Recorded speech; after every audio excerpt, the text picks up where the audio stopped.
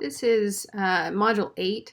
We're going to talk about CAPM. CAPM stands for Capital Asset Pricing Model. I don't know if you can see it down there, but it's a major foundational model in all of asset pricing.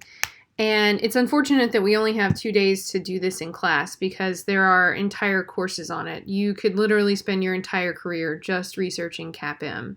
So what we're going to do today and in all of these lectures is figure out exactly what CAPM is, give you some intuition about what it does, and kind of talk about what the implications are. So as you recall from one of the prior classes, we did this investment game. And the idea is I have $1 million that I can invest today. Do I buy a grocery store or an internet startup? Which one do I purchase? And the answer is it depends on my risk preferences. But if there are two of us, if the person sitting next to me happens to have $1 million as well, then we can pool our money and one of us can buy the grocery store, the other can do the internet startup, and together we can diversify our risks, because if the startup goes bad, then we have the grocery store to fall back on. But if the startup does well, then we both get some reward for that. And so therefore we have lower risk but higher expected return. Okay, but now let's play the portfolio game.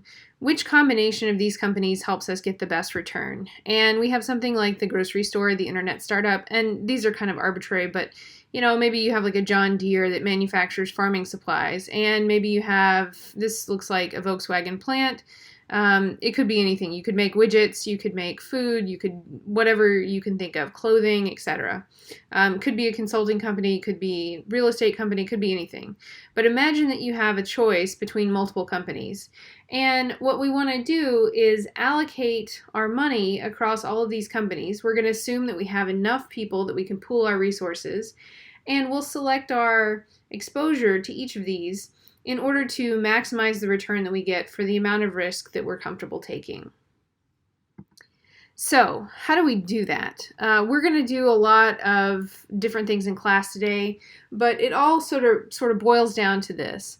We have some expectation of return. So for these companies, we have some expected return, and you guys talked about this in class. Like the grocery store is not going to have the same expected return as the internet startup. Similarly, the equipment manufacturing is going to have different risk and different return from all of these others, as would a regular manufacturer making cars or clothing or whatever you can think of. So we have some expected return, we have some standard deviation, which also is variance. You take the square root of the variance to get the standard deviation. We're going to talk about something called correlation, and correlation in a nutshell says, well, if a grocery store does well, how does the internet startup do? And intuitively you know this because we're going through this right now. Everything is scary outside. Internet startups are doing less well. They may not be doing as poorly because they can connect via the internet, but grocery stores are doing better. And so correlation gives us some notion of how investments move relative to each other.